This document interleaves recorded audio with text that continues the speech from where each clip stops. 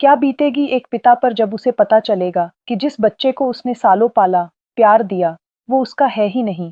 क्या खून का रिश्ता ही सब कुछ होता है, या वो रिश्ता ज्यादा मजबूत होता है, जिसे आपने सालों तक प्यार और वक्त देकर सींचा है? आपका डियर लिसनर्स, हमारे चैनल पर स्वागत है, जहां कहानियां सिर्फ सुनी नहीं जाती, महसूस की जाती हैं। आज हम बात कर रहे हैं हिरोकाज़ु कोरेएडा की दिल छू लेने वाली Japanese film like father like son की। ये कहानी सिर्फ बच्चों की अदला बदली की नहीं है। ये कहानी हमें बाप बेटे के रिश्ते, परिवार के मतलब और जिंदगी के उन इम्तिहानों पर सोचने के लिए मजबूर करती है जहां कोई सही या गलत जवाब नहीं होता। चलिए फिर शुरू करते हैं। रायोटा नोनोमिया और उनकी पत्नी मिडोरी के लिए जिंदगी सही चल रही थी। रायोटा एक सक्सेसफुल आर्किटेक्ट हैं, अच्छी कमाई करते हैं और उनका 6 साल का बेटा केटा उनका सब कुछ है। लेकिन रायोटा को एक शिकायत हमेशा रहती है कि केटा उनकी तरह तेज नहीं है, उसे चीजें समझने में ज्यादा वक्त लगता है। रायोटा पूरा दिन अपने ऑफिस में बिजी रहते हैं, देर रात घर आते हैं। केटा के जन्म के वक्त भी वो हॉस्पिटल में मौजूद नहीं थे। मिडोरी उस समय अपनी माँ के पास रह रही थी। रायोटा अपने बेटे के लिए हर चीज में परफेक्शन चाहते हैं, चाहे वो पियानो क्लासेस हों या कोई और एक्टिविटी। केटा का एक दिन भी मिस नहीं होना चाहिए। एक दिन जब केटा का स्कूल एडमिशन होने वाला था, उन्हें हॉस्पिटल से एक कॉल आता है। जब वो हॉस्पिटल पहुंचते हैं, उन्हें पता लगता है कि केटा का जन्म 6 साल पहले उसी हॉस्पिटल में हुआ था और उसी दिन दो और बच्चे भी पैदा हुए थे। जब स्कूल एडमिशन के लिए उन्होंने केटा का डीएनए टेस्ट लिया तो वो रायोटा से मैच नहीं हुआ। इसलिए केटा उनका बायोलॉजिकल बेटा नहीं है। ये सुनकर रियोटा और मिडोरी के पैरों तले जमीन खिसक जाती है। 6 साल, जिस बच्चे को उन्होंने अपना मानकर पाला, वो उनका खून नहीं है। हॉस्पिटल अपनी गलती मानता है और बताता है उनका बायोलॉजिकल बेटा रायुसे एक दूसरे परिवार युदाई साइकी और उसकी पत्नी युकारी के पास है, और उस परिवार का बेटा केटा, रियोता और मिडोरी के पास है। अब रायोटा अपनी लग्जरी कार में चुपचाप बैठे हैं। मिडोरी के आंसू रुक नहीं रहे। अब समझा वो ऐसा क्यों है, रियोटा कहते हैं, जैसे उन्हें अचानक समझ में आ गया हो कि केटा उनके जैसा क्यों नहीं है। साइकी परिवार से मिलना एक अलग अनुभव था। युदाई एक छोटी सी इलेक्ट्रॉनिक्स की दुकान चलाते हैं, जहां वो खिलौने और घरेलू सामान रिपेयर करते हैं। उनका घर छोटा है, लेकिन बच्चों की हंसी से भरा हुआ है। युदाई अपने बच्चों के साथ खेलते हैं, मस्ती करते हैं। वो एक टिपिकल पिता हैं। उनके परिवार में रायुसे, जो असल में रायोटा का बेटा है, और दो और बच्चे हैं। दोनों परिवार हॉस्पिटल के काउंसलर से मिलते हैं। काउंसलर का सजेशन है कि बच्चों को जल्द से जल्द बदल लिया जाए, ताकि उनके फ्यूचर पर ज्यादा असर न पड़े। पर क्या ये इतना आसान है? क्या 6 साल की यादों को, उस प्यार को, उस अपनेपन को इतनी जल्दी मिटाया जा सकता है? मिडोरी के लिए ये नामुमकिन सा था। वो रात भर उसे देखती रहती। रियोटा भी अंदर से टूटा हुआ था, कंफ्यूज था।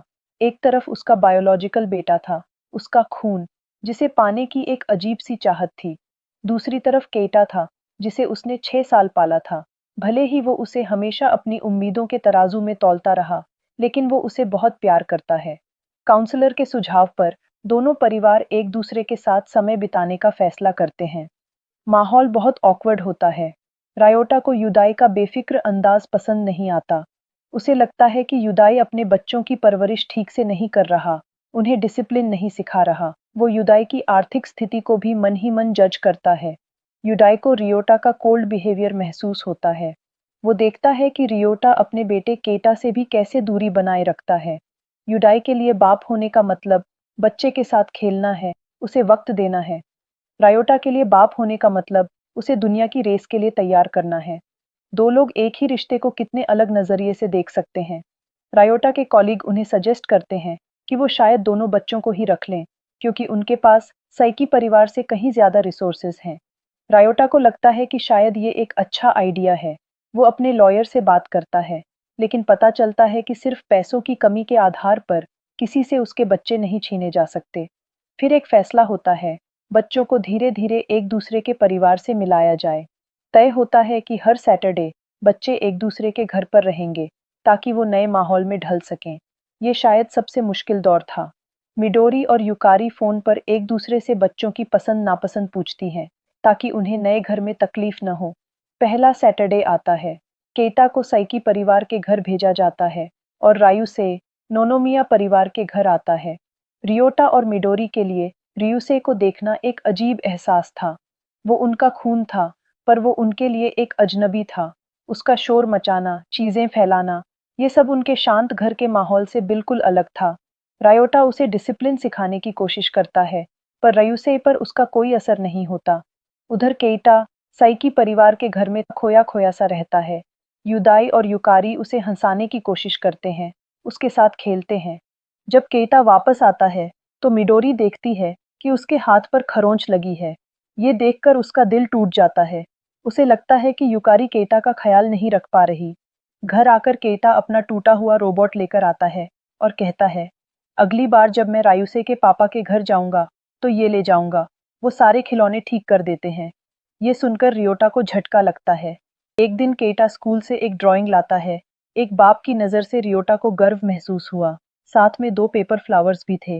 रियोटा ने जब थैंक यू कहा, तो केटा मासूमियत से जवाब देता है, एक फूल रायुसे के पापा के लिए है। उन्होंने मेरा रोबोट ठीक कर दिया था। रियोटा को फिर से एहसास होता है कि केटा कितना दयालु और एहसानमंद है, बिल्कुल उसकी तरह नहीं। फिर आया पियानो कंपटीशन का दिन। केटा का परफॉर्मेंस दूसरे बच्चों के मुकाबले उतना अच्छा नहीं था, लेकिन वो सबके लिए तालियां बजाता रहा, बिल्कुल रायोटा की तरह नहीं। उस रात रियोटा और मिडोरी में झगड़ा हो गया। मिडोरी ने कहा, तुम सच में केटा को छोड़ दोगे? तुम्हारा खून इस 6 साल के रिश्ते से ज्यादा बड़ा हो गया। मुझे याद है उस दिन गाड़ी में तुमने कहा था, अब समझा वो ऐसा क्यों है। ये बात मैं कभी नहीं भूलूंगी। रायोटा कोर्ट में केस जीत जाता है और फैसला होता है कि बच्चों को हमेशा के लिए बदल दिया जाएगा। रायोटा धीरे धीरे केटा को तैयार कर रहा है। केटा को फोटो खींचना बहुत पसंद है। वो पार्क में अपने पापा रायोटा की तस्वीरें लेता रहता है। वो उसे समझाता है, तुम अब नए घर में रहोगे, नए मम्मी पापा के साथ, और वहां तुम्हारे 2 भाई बहन भी हैं। लेकिन क्या 6 साल की यादें एक सूटकेस में समा पाएंगी? रात भर मिडोरी जागती रही और रायोता कुर्सी पर बैठा रहा। अंतिम दिन दोनों परिवार एक पिकनिक स्पॉट पर मिले। युदाई ने कहा, मैं बच्चों को हर गर्मियों में काइट उड़ाना सिखाता हूँ, तुम भी रायुसे को सिखाना। मिडोरी ने कहा, केता को हमेशा से एक छोटा भाई बहन चाहिए था। मैं और बच्चा पैदा नहीं कर सकती, इसी बहाने उसकी इच्छा पूरी हो जाएगी। केता और रायुसे अपने अपने नए घरों में चले जाते हैं। युकारी का घर खाली हो जाता है, क्योंकि रायुसे हमेशा कोई ना कोई शरारत करता रहता था, और वहीं केटा तो बिल्कुल चुपचाप है। एक दोपहर मिडोरी को एक फोन आया। केटा अपनी मॉम से बात करना चाहता था। बात करने के बाद वो घंटों अकेली बैठी रही। रियोटा भी धीरे धीरे रियुसे में कुछ खास ढूंढने लगा। रियोटा उसे डांटता है, पर रियुसे उसकी एक नहीं सुनता। एक रात रियोटा सोफे पर सो जाता है। सुबह उसे सोफे के नीचे से केटा का बनाया हुआ वो कागज का फूल मिलता है, जिस पर फूल गायब था। वो सोफे का कोना कोना ढूंढने लगता है, जैसे वो केटा को ढूंढ रहा हो। एक दिन रायुसे घर से गायब हो गया। परेशान होकर मिडोरी ने रियोटा को फोन किया। उन्होंने हर जगह ढूंढा, लेकिन रायुसे तो अपने असली घर चला गया था, वहां जहां युदाई और युकारी रहते थे। रियोटा को जब पता चला, तो वो वहां पहुंचता है। रियुसे कहता है, मैं अपने मम्मी पापा को देखना चाहता था, मुझे उनकी याद आ रही थी। रियोटा हैरान रह जाता है। वो रायुसे में इतना खोया था कि उसने केटा की तरफ देखा ही नहीं। जो बात केटा के दिल को लग जाती है। फिर एक दिन रायोटा कैमरा में फोटोज देख रहा था। शुरू में रायुसे के साथ कुछ फोटोज थे, और फिर एक फोटो केटा का, पार्क में झूले पर। उसके बाद सारी फोटोज रियोटा की थीं। कहीं वो काम कर रहा है, कहीं सोफे पर सोया है, कहीं बिस्तर पर। ये सारी फोटोज केटा ने ली थीं, और रियोटा को पता भी नहीं था। ये देखकर रियोटा हैरान रह जाते हैं। उन्हें एहसास होता है कि केटा, जिसे वो हमेशा खुद से कम समझते रहे, वो खामोशी से उन्हें कितना चाहता था, कितना ऑब्जर्व करता था। उन 6 सालों में खून का रिश्ता न होते हुए भी केटा ने उन्हें कितना प्यार किया। रायोटा की आंखों से आंसू बहने लगते हैं। एक छोटा सा बच्चा अपने प्यार को कैसे बयां कर सकता है? हमें कौन सा बच्चा चाहिए? हम बस यही सोचते रहे। किसी ने बच्चों से पूछा कि उन्हें कौन से माँ बाप चाहिए। वो तस्वीरें उन 6 सालों के अनदेखे बंधन का सबूत थीं। वो बंधन जो खून से नहीं, वक्त से, प्यार से, साथ बिताए पलों से बना था। उन्हें पहली बार एहसास होता है कि उन्होंने क्या खो दिया है, या क्या खोने वाले थे। वो उसी वक्त केटा को लेने निकल गए, लेकिन वो रायोटा को देख घर से भाग जाता है। उसने कितना इंतजार किया होगा, कितना ढूंढता होगा अपने मम्मी पापा को।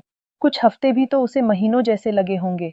रायोटा केटा के पीछे जाता है और उसे माफी मांगकर अपने गले से लगा लेता है। दोनों परिवार अब समझ चुके थे कि खून के रिश्ते से ज्यादा मजबूत वो कनेक्शन है जो उन्होंने इतने सालों में बनाया है।